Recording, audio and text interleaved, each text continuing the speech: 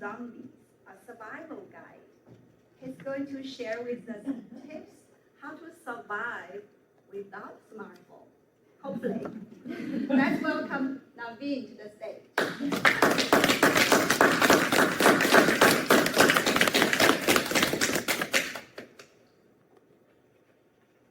Let me start you by asking this simple question.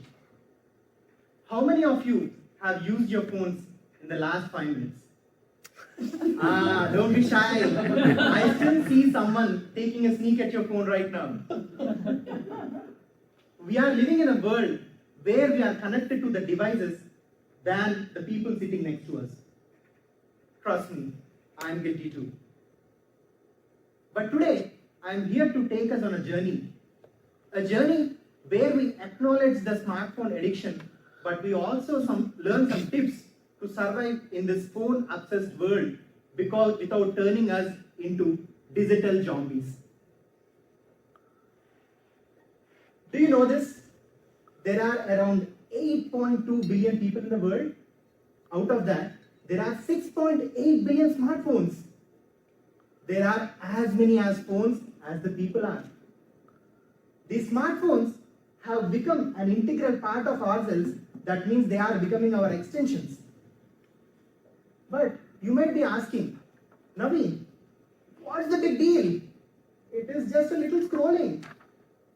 Well, let me explain you this with a real story that happened between me and my 3-year-old niece. Sweetie, here's your lunch. No, I want cocoa melon. You watched enough cocoa melon for the day already. Now you can eat your lunch and talk to me. No, I want JJ. Okay. This is the last song that you're going to watch, okay? Okay, yay. Alright, here's your lunch. JJ. Imagine this. If this is the situation of a 3-year-old child getting addicted to her tablet, what is our situation as adults? Raise your hands if you have just picked up your phone to check on your time, but just checking at your notification, you have done endless scrolling for 2 hours without noticing why you have picked up the phone for the first place. Exactly. But don't worry, my fellow phone addicts. I'm not here to judge you. In fact, I am here to provide you with some survival tips without you are turning your brain into a digital mush. Point 1. Be curious. Instead of doing some endless scrolling, utilize that information to genuinely learn something. You can watch a YouTube coding tutorial to build an app. Point 2. Get curious. Get creative. There is enormous information available online. Utilize that information to build a hobby, like you can learn how to draw, you can try to build something, you can also learn how to write an article. The goal here is to spend your online presence more productive. Point 3. Set limits. Oftentimes, you have to treat these smartphones as your misbehaving toddlers. You have to say no, and you have to give a timeout. There are so many app features that are coming these days where you can set limits on your app usage. Try to use them. Point 4. Exercise your brain. As exercise is important to our body, it is also important to our minds.